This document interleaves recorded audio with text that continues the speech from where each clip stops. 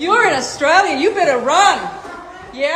অস্ট্রেলিয়ার একটি হোটেলের সিঁড়িতে হঠাৎ শুরু হয় দৌড়ঝাঁপ আর আতঙ্ক। কারণ খবর ছড়িয়ে পড়ে ইরানের নারী ফুটবল দলের একজন খেলোয়াড় নিরাপত্তা বলয় ভেঙে পালিয়ে গেছেন।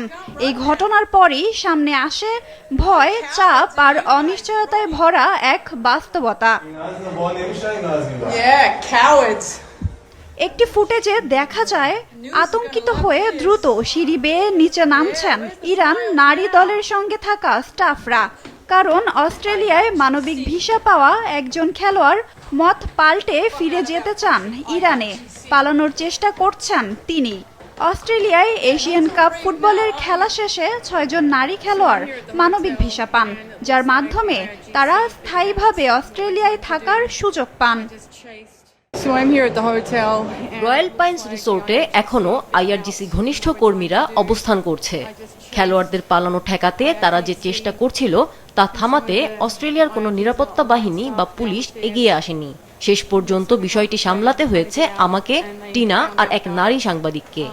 এটাই অস্ট্রেলিয়া।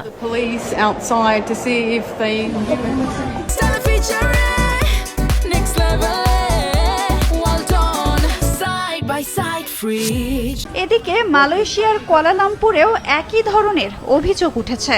সেখানে হোটেলগুলোতে অবস্থান করা খেলোয়াড়দের কড়া নজরদারিতে রাখা হয়েছে বলে দাবি স্থানীয়দের।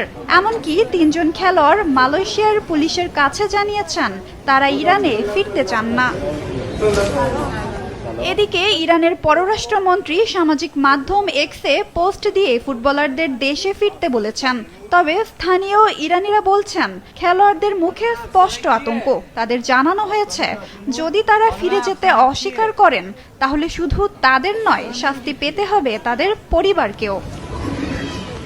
স্বাধীনতার স্বপ্ন আর নিরাপত্তার খোঁজে এখন এক কঠিন মোড়ে দাঁড়িয়ে এই নারী খেলোয়াড়রা।